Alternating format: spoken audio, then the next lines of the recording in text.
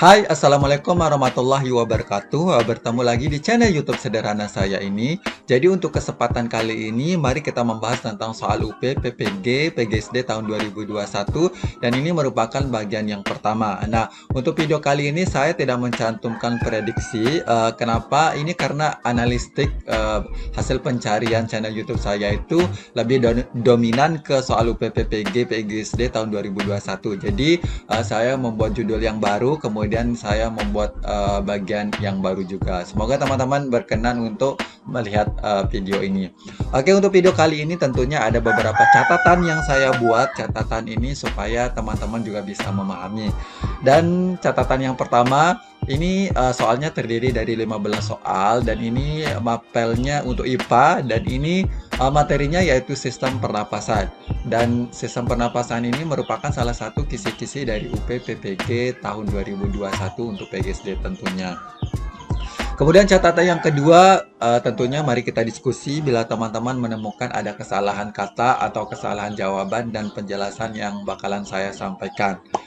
Dan di sini mari kita bertemu di Instagram, kita bisa saling berkomunikasi ataupun lainnya, atau bisa kita juga sharing-sharing tentang soal-soal ataupun minta file segala macamnya. Silahkan temui saya di Instagram ini ya. Semoga teman-teman berkenan. Oke, kita lanjut aja ke soal yang pertama. Untuk soal yang pertama, ini kita harus memperhatikan mekanisme pernapasan dada pada saat inspirasi berikut. Yang pertama ini ada otot antar tulang rusuk luar berkontraksi, sedangkan yang keduanya adalah volume rongga dada membesar, yang ketiga adalah tulang rusuk terangkat, yang keempat udara masuk ke paru-paru, yang kelima adalah tekanan udara masuk ke dalam paru-paru lebih kecil daripada di luar.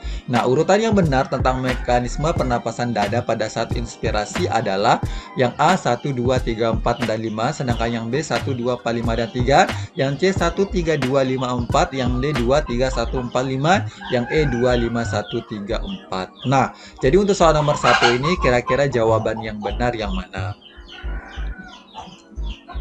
Oke, jadi untuk soal nomor 1 ini jawaban yang benar adalah tentunya adalah yang C, yaitu urutannya adalah 1, 3, 2, 5, dan 4. Dan di sini saya sedikit menguraikan penjelasannya. Nah, jadi pada pernapasan dada yang sifatnya inspirasi, ini terjadi ketika otot antar tulang rusuk luar berkontraksi sehingga tulang rusuk terangkat hingga volume rongga dada bertambah besar.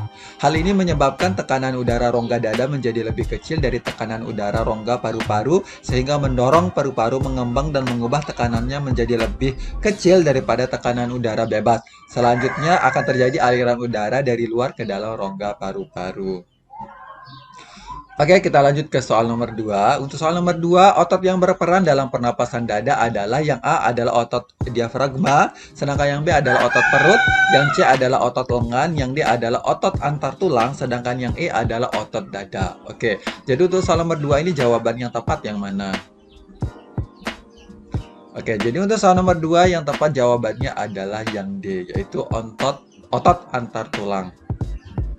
Oke, jadi penjelasan singkatnya seperti ini. Pernapasan dada merupakan pernapasan yang menggunakan gerakan otot-otot antar tulang rusuk. Nah, dalam proses pernapasan ada dua fase. Yang pertama adalah fase inspirasi dan ekspirasi. Nah, jadi untuk yang fase inspirasi udah terkait dia dengan nomor 1 yang tadi. Oke, kita lanjut ke soal nomor 3. Untuk soal nomor 3, sel yang terdapat pada rongga hidung dan berfungsi untuk menghasilkan lendir adalah A. Sel pengiring, sedangkan yang B adalah sel goblet, sedangkan yang C adalah sel gilia, sedangkan yang D adalah sel sekawan, yang E adalah sel epitel. Oke, untuk soal nomor 3 jawabannya tepat adalah ya, jadi yang tepat jawabannya adalah yang E. Dan di sini ada beberapa uraiannya. Uraiannya adalah sel epitel silindris bersilia. Jadi ini yang lebih tepat adalah sel epitel silindris bersilia yang ada pada dinding rongga hidung yang berfungsi untuk menghasilkan lendir, untuk menyaring dan menangkap partikel-partikel asing yang masuk melalui udara. Oke, kita lanjut ke soal nomor 4. Sistem pernapasan pada manusia disusun oleh beberapa organ. Bagian yang paling efektif untuk proses difusi oksigen dan karbon dioksida adalah A. Rongga hidung, yang B adalah laring, sedangkan yang C adalah pleura, yang D adalah alveolus, sedangkan yang E adalah tracheolus. Nah, untuk soal nomor 4 ini kira-kira jawaban yang tepat yang mana? Oke, jadi untuk soal nomor 4 ini jawaban yang tepat adalah yang D. Di sini juga ada sedikit uraiannya. Jadi uraiannya adalah alveolus berfungsi sebagai tempat terjadinya pertukaran gas karbon atau CO2 dengan gas oksigen atau O2 dan menyimpan udara untuk sementara waktu untuk memungkinkan penyerapan oksigen ke dalam darah. Proses difusi, jadi ini di alveolus ini ada proses difusi yang terjadi pada paru-paru bagian alveolus karena ada perbedaan tekanan parsial antara udara dan darah dalam alveolus. Tekanan parsial membuat konsentrasi oksigen dan karbon dioksida ini pada darah dan udara berbeda. Oke, kita lanjut ke soal nomor 5. Nah, untuk soal nomor 5, perbedaan antara pernapasan eksternal dengan pernapasan internal adalah yang A adalah pernapasan eksternal terjadi pada sel tubuh, sedangkan pernapasan internal terjadi di paru-paru. Yang B, pernapasan eksternal adalah pertukaran O2 dan CO2 di arteri. Pernapasan internal adalah pertukaran O2 dan CO2 di vena. Sedangkan yang C adalah pernapasan eksternal terjadi pertukaran udara pada hidung dan mulut. Pernapasan internal terjadi pertukaran O2 dan CO2 di paru-paru. Yang D, pernapasan eksternal adalah pertukaran O2 dan CO2 di paru-paru. Pernapasan internal adalah pertukaran O2 dan CO2 di sel-sel tubuh. Nah, sedangkan yang E-nya adalah pernapasan eksternal adalah pertukaran O2 dan CO2 di dalam pembuluh darah. Pernapasan internal terjadi pertukaran O2 dan CO2 di paru-paru. Oke, untuk soal nomor 5 jawaban yang tepat adalah jawaban yang tepat adalah yang D. Dan di sini sedikit uraian, ini saya dapat di buku ya. Jadi perbedaannya yang pertama untuk pernapasan eksternal itu adalah pertukaran oksigen dan karbon dioksida antar udara dan darah dalam paru-paru. Kemudian CO2 dan H2O yang tidak diperlukan tubuh akan dikeluarkan secara difusi. Nah, sedangkan untuk pernapasan internal, pertukaran gas terjadi di dalam jaringan tubuh. Kemudian proses pertukaran oksigen dalam darah dan karbon dioksida tersebut berlangsung dalam respirasi seluler. Oke, jadi ini tambahannya tidak jauh berbeda dengan yang di atas, tapi tidak apa-apa saya cantumkan di sini. Pernapasan eksternal adalah rangkaian proses pertukaran oksigen dengan karbon dioksida antara tubuh dengan lingkungan eksternal. Sedangkan pernapasan internal adalah proses-proses metabolisme penggunaan oksigen serta pembentukan karbon dioksida dan air yang terjadi pada mitokondria di dalam sel atau intrasel. Nah, jadi tidak jauh berbeda dengan yang di atas ya. Oke, kita lanjut ke soal nomor 6. Untuk soal nomor 6, volume udara pernapasan yang diperoleh dari jumlah volume tidal ditambah volume cadangan inspirasi ditambah volume cadangan ekspirasi disebut dengan A. Kapasitas vital, sedangkan yang B adalah volume total paru-paru, yang C adalah volume sisa, yang D adalah volume pernapasan, yang E adalah volume ekspirasi. Oke, jadi untuk soal nomor 6 jawaban yang tepat adalah jadi yang tepat tentunya adalah yang A. Sini sedikit uraiannya juga, kapasitas vital yaitu volume udara yang dapat dikeluarkan semaksimal mungkin setelah melakukan inspirasi semaksimal mungkin juga. Yang besarnya lebih kurang 3.500 mil. Jadi kapasitas vital adalah jumlah dari volume tidal ditambah volume cadangan inspirasi plus volume cadangan ekspirasi. Nah, ini sesuai dia dengan tadi yang pertanyaannya atau soalnya. Nah, untuk ini saya temukan jawabannya atau catatannya atau uraiannya ini di buku, sedangkan di sini di internet. Jadi ada perbedaannya. Kapasitas vital paru-paru adalah jumlah volume cadangan inspirasi ditambah dengan volume tidal dan volume cadangan ekspirasi. Besarnya sekitar 4.600 mil. Nah, untuk buku yang bukunya ini catatannya adalah 3.500 mil. Ini mungkin kaitannya adalah yang normal. Sedangkan yang 4.600-nya ini mungkin tergantung dari kondisi lingkungan ya. Jadi ini nanti ada beberapa istilahnya catatannya yang perlu kita perhatikan ya. Nanti kita memperhatikan pertanyaannya ya. Tapi yang umum yang saya temukan di buku itu adalah 3.500 mil. Oke, kita lanjut ke nomor 7. Perhatikan gambar di bawah. Ini siswa menghembuskan napasnya ke air kapur melalui sedotan. Pada percobaan tersebut, air kapur bereaksi sehingga air menjadi keruh. Yang A adalah CO2, sedangkan yang B adalah N2, sedangkan yang C adalah H2O, yang D adalah O2. Oke, jadi untuk soal nomor 7 ini jawaban yang tepat yang mana? Ya, jadi untuk soal nomor 7 jawaban yang tepat adalah yang A. Di sini sedikit uraiannya, jadi larutan kapur bereaksi dengan gas karbon dioksida menghasilkan butiran kapur dan air. Di sini juga ada penjelasan singkatnya juga. Dari reaksi di atas dihasilkan CaCO3 dan H2O. CaCO3 ini inilah yang membuat air kapur menjadi keruh. CaCO3 ini merupakan butiran-butiran putih yang muncul setelah larutan kapur ditiup dengan udara hasil pernapasan. CaCO3 ini adalah kapur yang tadinya larut dalam air kemudian terpisah lagi akibat bereaksi dengan CO2 yang kita hembuskan. Oke, next kita ke soal nomor 8.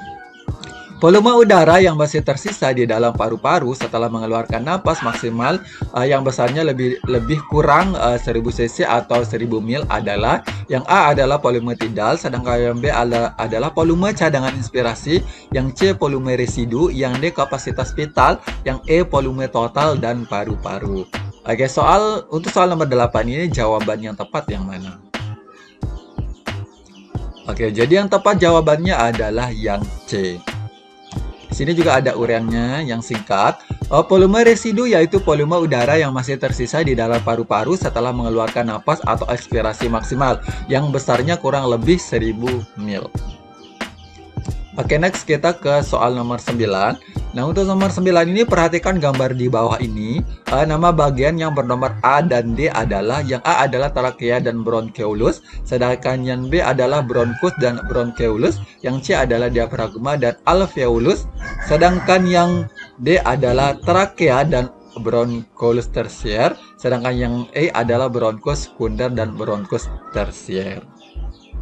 Untuk soal nomor 9 ini jawaban yang tepat yang mana?